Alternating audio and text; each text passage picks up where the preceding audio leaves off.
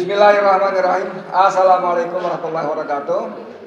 Waalaikumsalam. Teman-teman sekalian, saya Edi Mulyadi dari Forum News dan PKPN Bang Channel. Tapi seperti biasa kalau banyak tokoh kumpul gini, kita kolaborasi dengan para YouTuber pejuang. Ada Salwa Media, Mimbar Tube, Politik Islam Official, Wartawan TV, Bu Esi, Edi, Rinto. Oke, Arma Manusia Merdeka. Nah, oke, teman-teman sekalian, bersama-sama kita ada sejumlah tokoh. Ada orang tua kita yang sudah lama menghilang. Muncul lagi. Harus turun gunung. Saya langsung ke Pak Surito ya. Beliau ini, waduh, masya Allah luar biasa. Dan tadi kita ngobrol-ngobrol siap turun gunung. Ini artinya memang situasinya sudah super keterlaluan ya. Sebelah kiri saya ada Bang Marwan Batubara yang tidak pernah off, on terus. Jadi kalau ada cari saklar nggak ketemu off-nya dia, on terus, atas on, bawah on terus. Yang kedua manusia paling berbahaya saat ini di Indonesia namanya Muhammad Said Didu. Lalu Pak Rito dan sudah. Sebelah Pak Rito ada aktivis senior juga dari Bandung, Insinyur Safril Sopyan. Ya. Nah, ini yang pakai batik ini orang Banten, orang lama sebetulnya, stok lama ya. Sekarang kita keluarin lagi nih. Karena situasinya menuntut orang-orang lama turun-turun lagi. Bang Ma'mun Muzaki, sehat Bang ya? Ya, sehat. Assalamualaikum. Waalaikumsalam. Sebelahnya lagi ada Medi Juniarto. Dan yang terakhir adalah not but least Ahmad Hosinuddin ya. Sastrawan politik ya, advokat. Oke, kita kasih ke Pak Surito dulu atau bagaimana? Ya, Pak Rito ya. Jadi kita hari ini ngomong bagaimana para oligarki itu sudah semakin tak terkendali, sudah merasa memiliki negeri ya. Kemarin saya dan Bang Said itu dengan 5 tokoh lain, misalnya ada Abraham Samad, ada Eros Jamil kawan itu luar biasa. Mereka betul-betul di daerah bapak-bapak itu berharap kita orang-orang pusat membantu menyelamatkan mereka. Sampai Bang Said itu dalam pidatonya, kami ini rakyat biasa, tidak bisa apa-apa. Kami datang dan bersuara karena para tokoh, ulama, semua di absen satu-satu, diam saja gitu ya. Oke, jadi di tengah suasana seperti ini memang oligarki harus kita hentikan dan coba kita dengarkan senior kita Bapak Surito. Monggo Pak Rito. Assalamualaikum warahmatullahi wabarakatuh. Waalaikumsalam warahmatullahi wabarakatuh. Dari keterangan-keterangan yang diperoleh dan fenomena yang telah dikumpulkan oleh beberapa rekan kita, antara lain Pak Said Didu dengan aktivis-aktivis lainnya yang telah terjun langsung di lapangan, apakah itu di PIK 2, apakah itu di Rempang, menunjukkan bahwa sekarang ini ada persekongkolan antara pengusaha jahat dan tamak dengan apa yang disebut public figure yang ada di legislatif, yang ada di eksekutif, yang ada di yudikatif, bahkan ada yang di Polri dan di TNI. Mereka persekongkolan. Dan persekongkolan ini digambarkan oleh Prabowo adalah negara di dalam negara. Oleh karena ini kita tidak bisa tinggal diam, kita harus berantas. Kita mesti selesaikan ini urusan. Kalau tidak, kita sangat sedih. Anak dan cucu kita nanti jadi anak-anak yang terlantar dan kehilangan identitas dan integritas. Oleh karena itu, kita harus usir secepat-cepatnya dan kita pulihkan kedaulatan yang telah dirampas oleh persekongkolan tadi yang saya sebut, yang terkenal apa yang disebut state corporate crime. Dan state corporate crime ini telah merajalela. Ternyata bukan hanya di 2 tempat saja, hampir di seluruh Indonesia. Di Jawa Timur, di Surabaya, di Kalimantan Tengah, Selatan, dan Timur. Kemudian juga di Sulawesi Timur dan Tengah. Begitu juga di Papua dan juga di Maluku Utara. Bahkan juga di Sumatera Utara. Semua adalah pekerjaan dan perbuatan disebut state corporate crime. Ini harus kita usir mereka, kita harus nyatakan perang pada mereka. Tidak bisa kita hanya menuntut berdasarkan pasal-pasal di hukum pidana, tidak bisa. Ini harus diperangi, harus dikembalikan, harus direbut kembali. Apa yang disebut kedaulatan yang sudah dirampas oleh mereka dalam bentuk aset tanah, lahan, atau sumber daya alam. Bahkan juga lebih dari itu. Kedaulatan ini ternyata dengan dirampas oleh mereka, ini dijual kedaulatan ini kepada asing. Dan kedaulatan yang dijual pada asing ini sudah nampaknya merupakan hasil kesepakatan perjanjian-perjanjian yang dibuat oleh Jokowi dengan Xi Jinping di Chengdu, yaitu persetujuan untuk membangun IKN dan bentuk-bentuk kedaulatan lainnya yang semua memberikan peluang yang besar untuk masuk dari China, baik dari tenaga kerja asing sampai kepada laboratorium kedokteran dan kesehatan. Oleh karena itu, menurut saya sudah saatnya kita, seluruh rakyat Indonesia, untuk bersatu padu untuk melawan yang disebut state corporate crime, dan kita harapkan pemerintah yang disebut pemerintah baru ini, yang namanya Prabowo, mau mendengarkan suara rakyat. Kita khawatir kalau nanti terlalu lama ini dibiarkan saja, mereka lebih bisa mengkooptasi orang-orang sekitar presiden yang selama ini sebetulnya merupakan penjahat-penjahat juga, dan kejahatan-kejahatan yang dilakukan yang dalam konteks mereka melakukan persekongkolan dengan pengusaha jahat. Saya kira itulah barangkali apa yang saya bisa sampaikan. Terima kasih. Assalamualaikum warahmatullahi wabarakatuh. Waalaikumsalam. Singkat, padat, jelas, lugas. Ini luar biasa nih. Saya pindah ke Bang Marwan ya. Bandul pertama biasa. Seperti kata Pak Prito tadi, itu memang ini resikonya kalau moderator paling pikir begini. Kalau di tengah kan bisa geser-geser nggak jauh. Oke. Jadi seperti kata Pak Prito tadi bahwa PSN kerjasama corporate trade crime tadi menimbulkan banyak kerugian. Itu ada 576.000 hektar tanah sengketa akibat PSN. 110.000 keluarga terusir. Dahsyat nggak? Saking dahsyatnya itu ya. Nah sekarang kita mau seperti kata beliau tadi, kita nggak bisa jerat dengan pasal ini, undang-undang ini, segala macam. Bang Marwan, silakan. Ya, makasih Bang Edi. Assalamualaikum warahmatullahi wabarakatuh. Waalaikumsalam warahmatullahi wabarakatuh. Alhamdulillahirrahmanirrahim. Allahumma sholli ala sayyidina Muhammad. Memang setelah Jokowi berkuasa, maka level kejahatan ya state corporate crimes itu meningkat. Ini catatan pertama kita.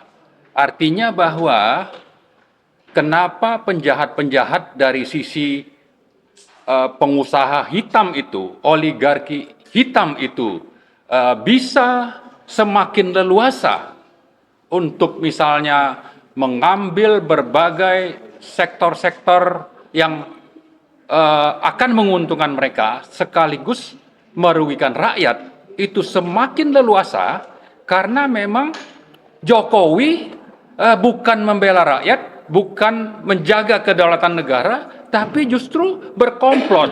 Itu hal kedua. Kemudian yang ketiga, ternyata cengkraman oligarki Jokowi dan konglomerat hitam ini sampai sekarang itu justru makin dominan atau masih dominan. Namanya saja Prabowo Subianto itu presiden baru kita, dilantik 20 Oktober 2024. Tapi faktanya cengkeraman yang dipimpin Jokowi ini masih bercokol, dan karena itu kita ini jadinya semakin harus aktif untuk terus bersuara dan mengajak seluruh lapisan masyarakat. Untuk apa? Untuk ini dihentikan. Tapi sekaligus ini juga untuk menjadi peluru suntikan keberanian minimal kepada Presiden Prabowo untuk menegakkan kedaulatan rakyat tadi. Kalau tidak, ya mundur saja gitu. Ya, itu yang keempat. Yang kelima, memang naga-naganya ini Prabowo tidak berani atau tidak berdaya keluar dari cengkeraman ini. Karena itu kami menghimbau seluruh rakyat untuk mengerahkan seluruh daya, upaya, energi, dan apapun yang kita miliki untuk melakukan perlawanan rakyat semesta.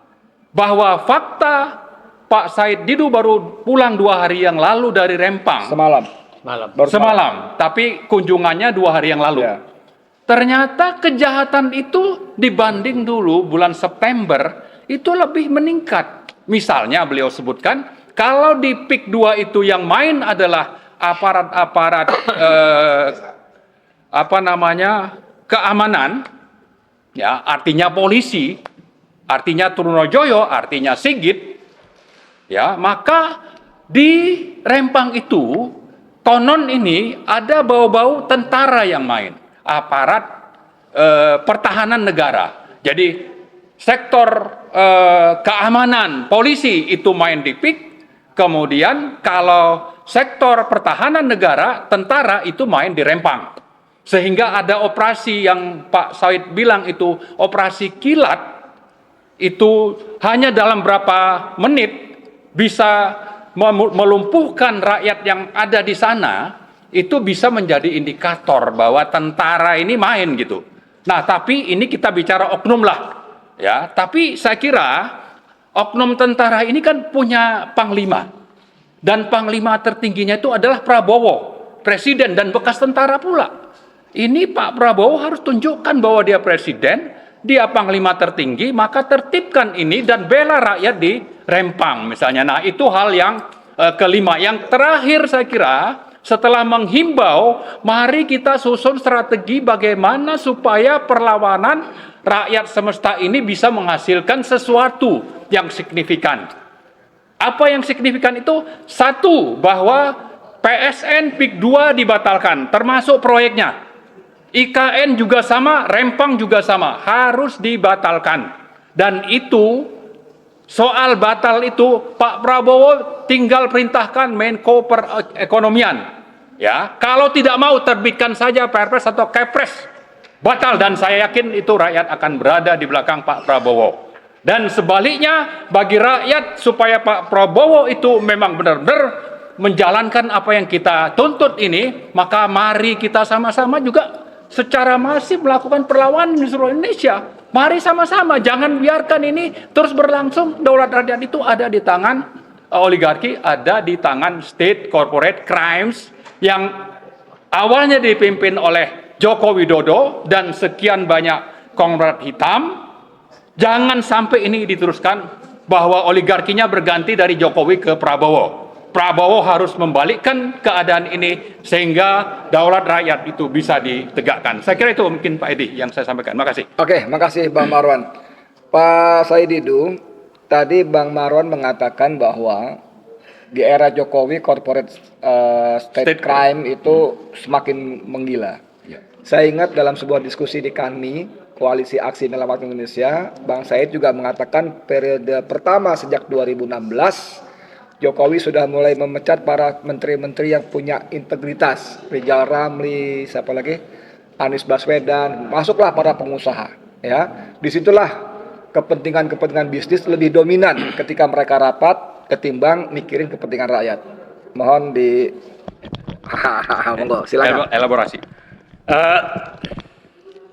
Saya ulangi pernyataan saya bahwa memang negara sudah dikudeta oleh Jokowi bersama oligarki 2016. Itu faktanya saat itu bersamaan orang-orang aktivis yang memperjuangkan rakyat diberhentikan. Sudirman Said, Riza Ramli, Anies Baswedan, itu diberhentikan dan masuklah para konglomerat menjadi menteri. Nah, tadi asal publik tahu Pak Suripto ini umurnya 88 tahun. Masya Allah. Jadi dan beliau turun karena negaranya Terancam. Dan dulu guru kita lah sampai sekarang guru kita untuk berjuang umur 88 tahun dan konsisten berjuang untuk melawan oligarki yang istilahnya state corporate crime. Nah, itu yang dilakukan beliau dan konsisten. Nah, saya hanya ingin menyatakan kenapa sih oligarki ini sangat berbahaya kalau ini. Nah, saya kasih tahu anatominya saja. Jadi setelah itu Presiden Jokowi melakukan kudeta bersama oligarki, maka negara sudah di tangan oligarki sama Jokowi. Partai-partai itu menjadi alat oligarki. Ya partai-partai sehingga puncaknya muncullah Undang-Undang Cipta Kerja yang menghalalkan segala cara untuk menggolkan keinginan oligarki. Jadi kira-kira itu karpet merahnya Undang-Undang Cipta Kerja yang dibikin oleh Jokowi. Nah, itulah kenapa sekarang kita selalu bertanya, kenapa partai-partai diam semua? Karena saya yakin mereka terlibat dalam undang-undang semua itu dan mungkin juga menjadi penikmat daripada hasil kudeta. Hasil kudeta Jokowi bersama oligarki. Nah, itu dinikmati sekarang dan mungkin juga oligarki sudah punya sprindik tersendiri selain Jokowi. Oh, oke. Jadi oligarki punya sprindik sendiri kepada tokoh partai, ulama, cendekiawan punya karena sehingga mereka diam. Mungkin yang hadir di sini memang nggak dihitung oleh oligarki. Ngapain gua kasih amplop kalian? Gitu. Kira-kira selain nggak bisa dikasih amplop juga ya kira-kira ini bilang orang-orang biarinnya orang-orang gila aja itu mereka. Nah. Saya ingin menyatakan kenapa bahaya sekali. Saya kasih tahu anatomi bagaimana oligarki. Kalau di Rempang, kita mulai dari barat, Rempang itu luas lahannya sebenarnya 18.000 hektar, 70.000 hektar itu untuk hutan lindung. Sisanya jadi PSN semua. Jadi artinya pulau itu akan dikosongkan. Oke. Yang menarik sekali Rempang ini adalah negara sudah terusir oleh oligarki di Rempang. Semua aparat desa, camat itu sudah harus keluar meninggalkan Pulau Rempang. Dan perusahaanlah yang masuk berkantor di situ. Bayangkan kantor camat itu yang berkantor adalah camat diusir oleh PT dan berkantor mereka di sana. Jadi ini fakta kalau Pak Prabowo menyatakan tidak boleh ada dalam negara, Pulau Rempang itu sudah negara dalam negara real. Ya itu ya. Nah, yang menariknya adalah bahwa betul-betul negara sudah terusir. Nah, itu Rempang. Bayangkan nanti kosong dan yang mau dibahas hanya Pak beri gelas tapi butuh 7.000. Nah, hutan lindungnya pun mau diturunkan statusnya, jadi kira-kira akan habis. PIK 2 berbeda. PIK 2 adalah ada penyelundupan hukum karena statusnya hanya 1.700 hektar, tapi dia bebaskan hampir seluruh sebagian besar. Jadi itu benar dengan pemaksaan. Nah, waterfront land Surabaya itu berbeda lagi kasusnya. Adalah mau membangun kota di reklamasi 1.140 hektar dan menariknya reklamasi langsung ditunjuk perusahaan oleh Jokowi. Nah, di IKN berbeda lagi. Rakyat yang punya tanah puluhan tahun hanya dipakai hak pakai 10 tahun, sementara orang asing yang mau masuk dikasih HGU HGB 190 tahun. Jadi kesimpulannya adalah Jokowi sebenarnya, Jokowi ini betul-betul sudah menjual negara tanah air ini, menjual tanah air ini kepada oligarki. Nah itu yang di perkotaan, yang di pedesaan lebih parah lagi.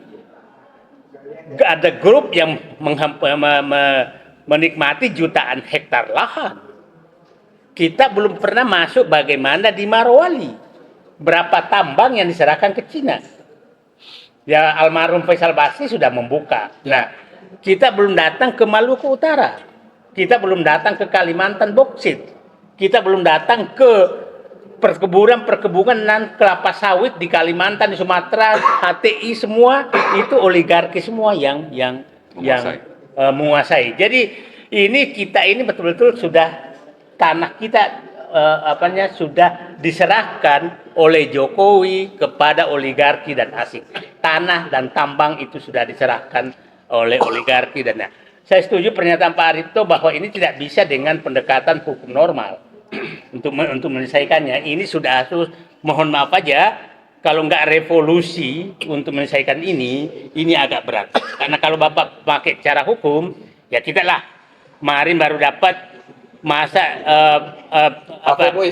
korupsi ratusan triliun, 300 triliun hanya dihukum 6,5 tahun. Itu menurut saya betul melukai hati mereka. Nah, inilah menurut saya bahwa memang istilah saya sudah kondisi darurat, Pak. Karena Jokowi sudah menyerahkan kedaulatan ini, mengkudeta kedaulatan ini bersama oligarki. Itu yang paling bahaya. Nah, sehingga menurut saya bukan kita ini kan bahwa dan kita tidak bisa berharap karena kelihatannya tokoh-tokoh dan partai politik dipegang juga sprindiknya oleh oligarki. Terima kasih. Pak, mungkin bisa dijelaskan tadi sedikit tentang sprindik gitu, biar jelas kepada teman-teman. Jadi begini, saya ini kalau orang itu partai atau tokoh sudah pernah menerima amplop dari oligarki, maka pasti oligarki punya dokumentasi. Ya. Menerima uang haram itu pasti punya. Ya. Dan kalau dia coba menyanyi, maka dia buka. Ya. Dan ini bisa saja kerjasama dengan penegak hukum. Ini orang ini loh. Coba lihatlah. Ada menteri dulu datang ke Kiai, kelihatan amplopnya diserahkan kok. Betapa beraninya. Itu di syuting loh. Ada ke kantor ormas keagamaan terbesar.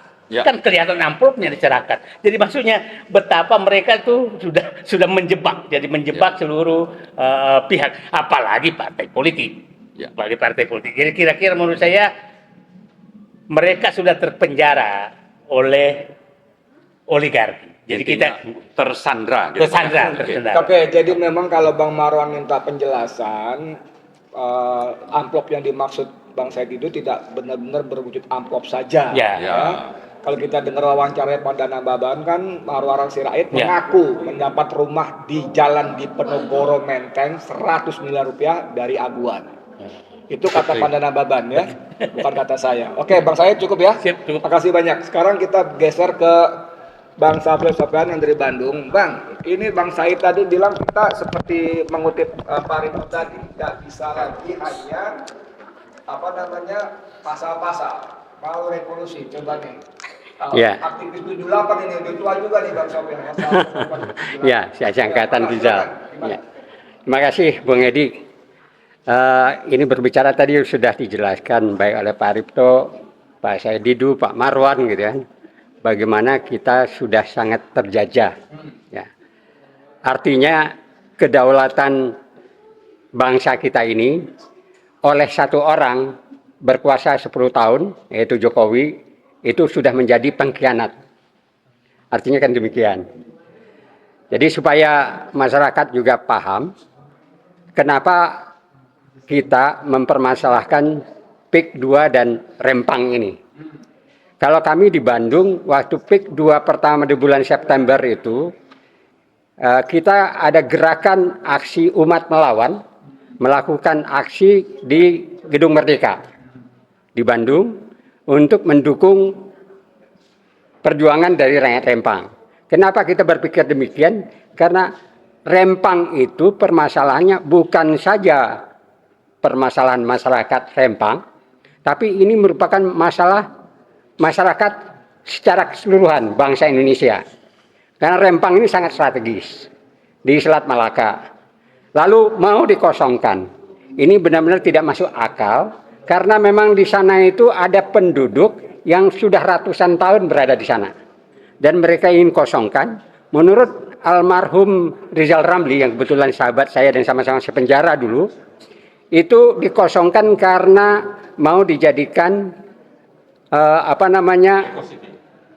bukan Eco City, itu bohong-bohongan, tapi pangkalan militer dari Cina. Ya.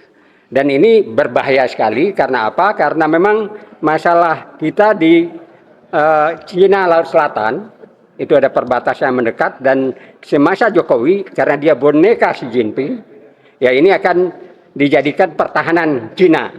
Nah, kalau terjadi perang dunia ketiga, ini Indonesia bisa hancur gitu. Jadi dalam arti kata, ini kepentingan bangsa, kepentingan masyarakat Indonesia yang harus kita pertahankan. Begitu juga PIK 2, bahkan mungkin PIK yang lain, dengan manipulasi secara sistematis, secara terstruktur, terstruktur, sistematis, dan masif. Itu mereka ingin menguasai pantai-pantai di sana, dan ini tidak bisa akan diawasi. Gitu. Kita lihat sekarang PIK 1 yang sekarang terbuka matanya oleh MUI, ada bahkan Menteri Agama bilang tidak satu pun ada azan Tidak terdengar suara azan di 1000 PIK hektar. 1. Dan mereka juga membuat patung naga yang begitu panjang, ya kan? Seakan-akan negara itu udah negara Cina gitu. Ya. Dan ini akan berlangsung terus dari mulai Cilegon sampai dengan Cirebon. Akan ada PIK selanjutnya kalau PIK 2 ini berhasil. Artinya apa? PIK 2 ini bukannya permasalahan Pak Zulfikar di Banten saja, tapi permasalahan bangsa Indonesia gitu. Karena gampang saja sekarang masuk senjata. Buktinya di Bandung, itu di jalan Asia Afrika ketemu senjata dan sampai sekarang nggak bisa diusut. Itu di salah satu toko Cina punya, ya, dan didiamkan. Artinya masuk dari mana? Karena pantai-pantai ini akan menjadikan tempat yang bisa memasukkan apa saja dan tidak bisa diawasi. Nah, ini yang harusnya Angkatan Laut, Angkatan Bersenjata memaklumi ini. Jadi bukan permasalahan bangsa kita saja, tapi juga permasalahan militer, pertahanan. Jadi kalau seandainya sekarang diangkat ada Pangko Wilhan, walaupun di Angkatan Laut, Pak Kunto, kita menghimbau Pak Kunto harus berani untuk mempertahankan bangsa Indonesia dalam segi ini. Karena ada kepentingan bangsa Cina atau kepentingan asing untuk menguasai Indonesia melalui cara-cara demikian gitu. Nah, dalam hal ini tentunya orang akan bertanya, kita ini siapa? Kalau Pak Said Didu bilang kita cuma rakyat biasa. Gitu. Tapi untuk melawan yang namanya kekuasaan kita mungkin nggak bisa, karena mereka berkuasa. Melawan modal atau dana kita juga nggak bisa, karena mereka punya dana segala macam. Tapi yang bisa melawan itu semua, bisa menghabisi itu semua adalah militansi. Jadi rakyat yang militan itu bisa menghabisi itu semua. Itu yang saya setuju dengan Pak Ripto tadi. Ya mau tidak mau rakyat harus bergerak ya dengan revolusi gitu. Ya kan? Inilah yang bisa kita lakukan atau rakyat lakukan karena apa? Karena yang namanya kolaborasi antara pengusaha dan juga penguasa, apakah itu Aguan, apakah itu Tommy Winata, itu sudah sangat tidak beradab gitu. Ya, yang saya katakan TSM tadi. Dan mereka bisa menggerakkan yang namanya tentara, militer dan segala macamnya. Rakyat harus bergerak. Saya kira itu barangkali. Ya, terima kasih. Bang Jaki, ini Bang Jaki ini punya pengalaman tempur ya, sudah lama di lapangan langsung ya. Jadi saya sengaja diri terus ya omongannya sekarang bagaimana rakyat bergerak, rakyat berbuat. Karena tadi kalau kita menyerahkan, karena para petinju suka bilang ini negara hukum, kita paham ya gitu, cincai semua itu ya. Bang Jaki mungkin berkaca dari apa yang terjadi, ini beliau dari Banten ya. mungkin nanti tidak kita minta bicara soal PIK saja, tapi soal nasional.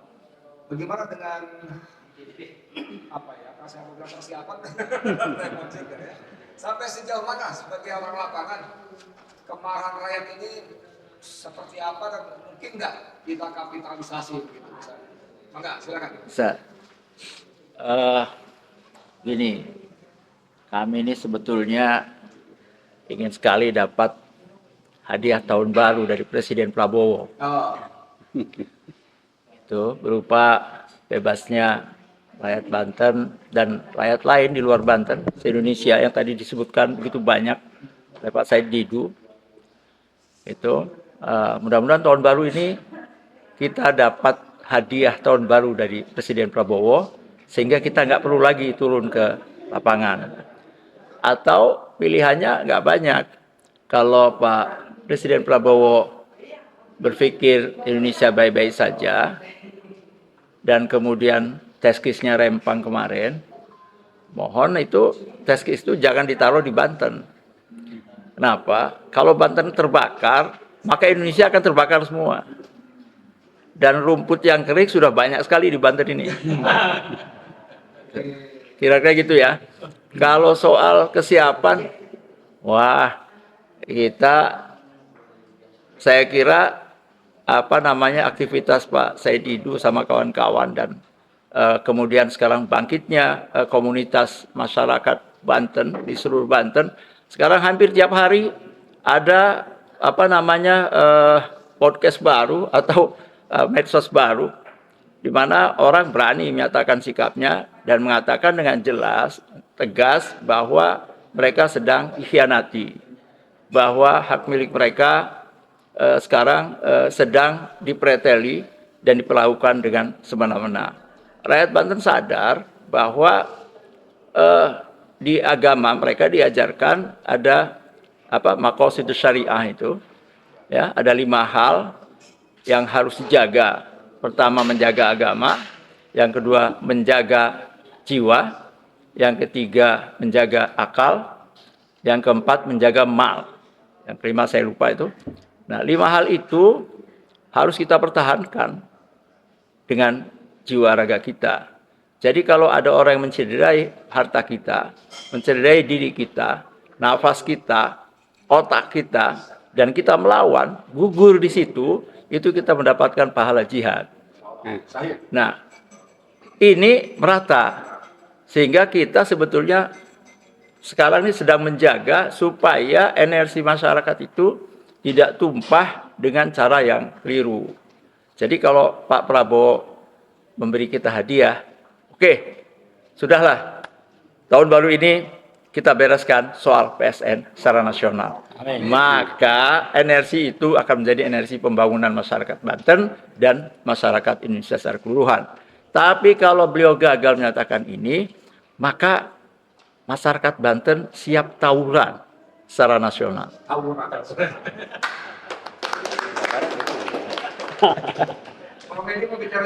Saya tidak banyak, hanya mengomentari menyambung pembicaraan Pak Sapril Sofyan dan Pak Zaki. Yang mana kita berharap dapat hadiah dari Prabowo Subianto untuk mengembirakan bangsa Indonesia, rakyat Indonesia terbebas daripada oligarki. Yang mana saat ini memang Pak Prabowo sangat sulit, dilematis, dia harus menyelesaikan politik luar negerinya. Yang mana kan pangkalan militer Cina terlalu dekat, serta Amerika dan Australia senjatanya udah mengarah ke Indonesia. Dia berharap terjadi chaos kita, maka mereka bagi-bagi kue yang lebih berbahaya lagi. Jadi hadiah itu adalah Pak Prabowo bisa menyelesaikan politik luar negerinya, dan di dalam negeri ini dia bisa menuntaskan kejahatan-kejahatan luar biasa itu. Tangkap semua oligarki hitam, tangkap juga oknum-oknum pejabat yang ikut serta membantu, terutama tangkap Jokowi yang sudah menyesatkan rakyat Indonesia. Saya hanya komentar itu saja. Silakan Pak Gosin. Jadi saya ulangi seperti kata Bang Said Didu tadi, bahwa di Rempang memang sudah tidak ada pemerintahan. ya. Kantor camat itu sudah lama dipakai buat orang-orang PT Makmur Elok Group Graha. Makmur Elok Graha. Graha, ya. Berkantor. Jadi kantor camat dipakai PT FEG berkantor. Kemana camat? Camatnya sudah pergi relokasi. Begitu juga dengan kantor orang itu. Nah, tapi yang membanggakan kita, rakyat mulai berani.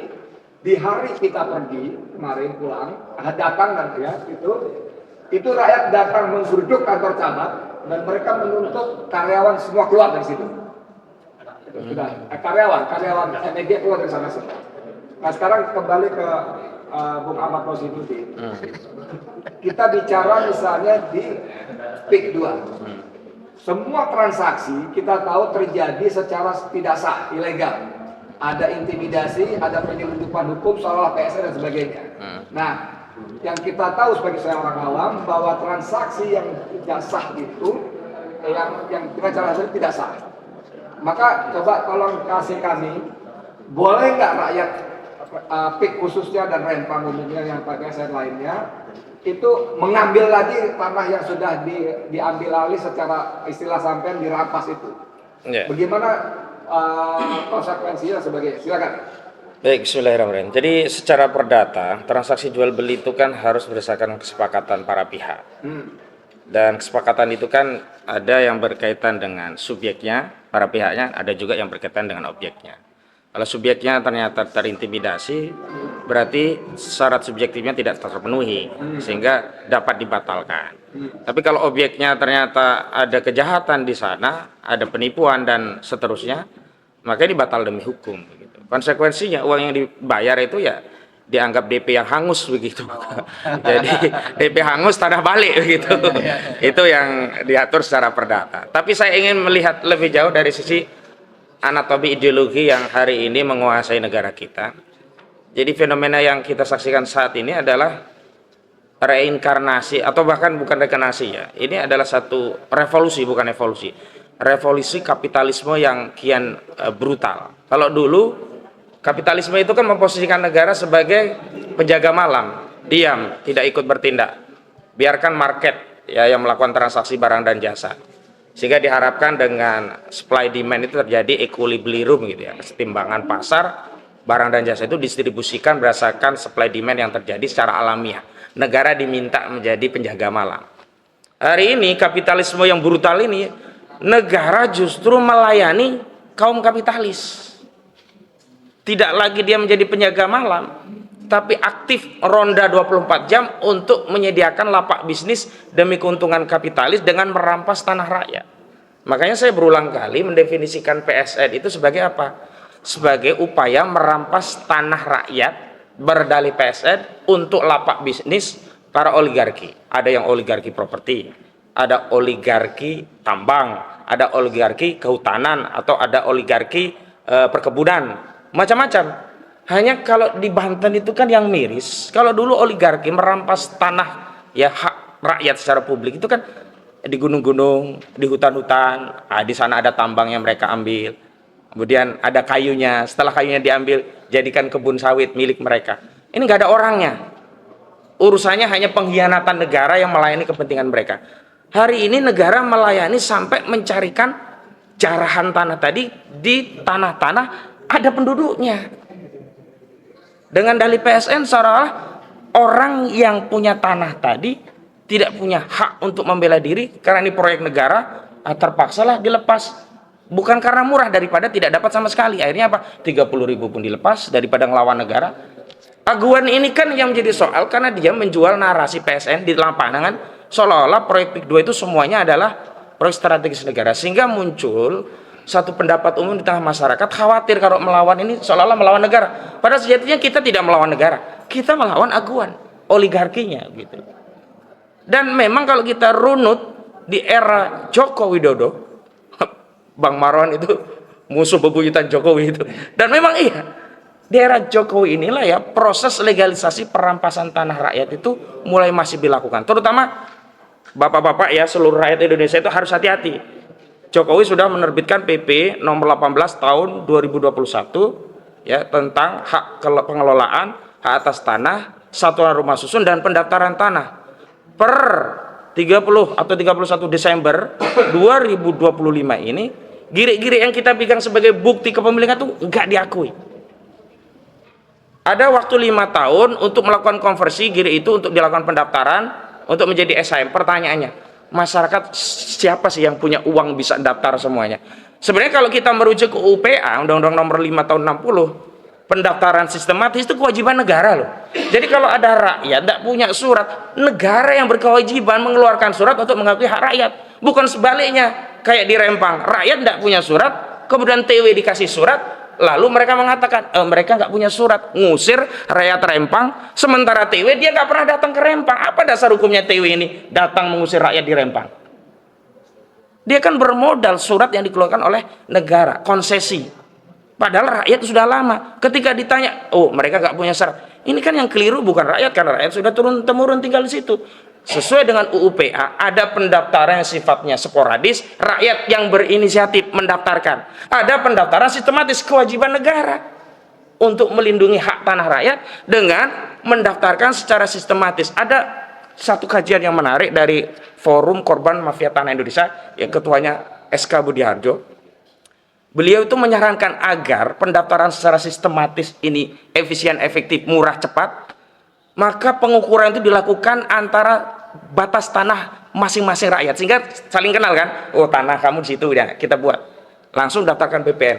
Di situ menutup celah para perampas tanah itu meletakkan NIB di atas tanah rakyat. Sekarang kan modusnya begitu, tanah kita udah giri, bahkan SHM diletakkan NIB, ngambil giri dari tempat lain. NIB itu apa? Nomor induk bidang tempat lokasi dari tanah itu, begitu ya. Yang itu dijadikan dalih rampas. Jangankan giri, sekarang yang punya SHM pun bisa diusir. Kenapa? Karena pendapat yang dikuatkan adalah pendapat negara, tinggal BPN-nya. Nah ketika BPN sudah disuap, mereka berpihak kepada oligarki, pemilik tanah yang bahkan punya SHM pun bisa diusir. Padahal kalau dia ya mengurus secara normal, ada pendaftaran sifatnya sistematis, itu saling tahu. Orang yang mau naruh NIB itu pasti terusir. Kenapa? Lu siapa tiba-tiba ngaku punya tanah batas utara sama siapa, selatan sama saya, barat timur, kan nggak punya tetangga dia, nggak bisa nyolong NIB itu. Makanya kalau sudah begini, saya setuju pendapat dari SK Budiharjo FKMT, memang harus ada perpu mengembalikan kedaulatan tanah ini ke asalnya. UUPA itu sebenarnya desainnya sudah bagus loh. Ada inisiatif rakyat secara sporadis untuk meningkatkan haknya, ada kewajiban negara mendaftarkan secara sistematis. Nah ini diterabas oleh saudara Joko Widodo dengan PP nomor 18 2021 tadi. Kita diberi waktu memang 5 tahun dari 2021 sampai 2025 Desember. Cuma pertanyaannya, siapa sih bang yang bisa ngurus secara sporadis? Butuh duit nggak? Butuh duit, rakyat kan nggak ngerti. Nah tahu-tahu nanti desainnya yang mau ngerampas ini main dengan BPN, terbitkan ya sertifikat atas nama. Nah orang tadi bawa giri, oh udah nggak diakui. Per Desember 2025 nggak bisa lagi. Jadi Januari 2026 kalau kita punya giri nggak bisa jadi bukti kepemilikan. Itu ditegaskan di pasal 18 ayat 1 dan kemudian ditegaskan 280 waktu batas daripada limitasi 5 tahun harus segera ditingkatkan. Artinya apa? Seolah-olah negara begini, oh lo kalau punya giri segera daftarin nih, gua kasih waktu 5 tahun. Kalau enggak ya gua nggak akui itu sebagai bukti. Kan bukan begitu harusnya. Harusnya negara yang melayani, mendaftar secara sistematis bukan sporadis. Nah memang ada program pro, nah tapi kan nggak semuanya terjangkau. Nah saya kira, jadi kalau kita bicara tentang Rempang, tentang PIK 2, ini kita tidak bicara dua lokasi ini, tapi fenomena perampasan tanah rakyat oleh oligarki ya, menggunakan kekuasaan state yang kalau istilah Pak Suripto adalah state corporate crime ini terjadi secara sistematis, struktural dan masif. Yang diuntungkan beda saja. Misalnya kalau di PIK 2 Aguan yang diuntungkan, kalau di Rempang yang diuntungkan TW. TW itu siapa? Tommy Winata ya. Kalau misalkan di Lido itu Haritanu. Coba cek daftar PSN itu siapa yang paling diuntungkan dari proyek-proyek strategis. Gitu. Makasih banyak. Terlalu bersemangat. Ya, luar biasa sekali. Ya teman-teman sekalian, demikian obrolan kita dengan sejumlah tokoh yang sangat mencerahkan dan menginspirasi beberapa mencerahkan karena menambah pengetahuan dan menginspirasi untuk melakukan aksi, maksud saya begitu ya. Karena omon-omon kita semua capek, pasal, ayat, perpu apa segala macam sudah bertumpah ruah, tapi semua ada sumber manusianya. Dan tadi kalau saya bilang boleh nggak rakyat merebut kembali tanah yang sudah dikasih DP itu adalah bagian dari supaya memberikan motivasi rakyat untuk bergerak ya. Tidak bisa tidak, tokoh senior kita 88 tahun pun sudah turun gunung, artinya sorry, revolusi, nggak bisa enggak ya, tinggal kita mainkan jurus-jurusnya supaya kejadian. Demikian kurang lebih bermanfaat, semoga bermanfaat, dan saya Edi Mulyadi. Ada apa namanya? Teriakan? Ya, biar dikomandoi oleh Bang Marwan ya. Sebelum kita tutup ya. Tangkap Jokowi, tangkap Aguan, tangkap Tommy Winata. Oke deh. Gitu ya. Oke, dan saya selesai, langsung ke Bang Marwan, nanti kita bubar. Monggo Bang Marwan. Tangkap Jokowi. Tangkap Jokowi. Tangkap Aguan. Tangkap Aguan. Tangkap Tommy Winata. Tangkap Tommy. Tangkap Antoni Salim. Tangkap Antoni Salim. Merdeka!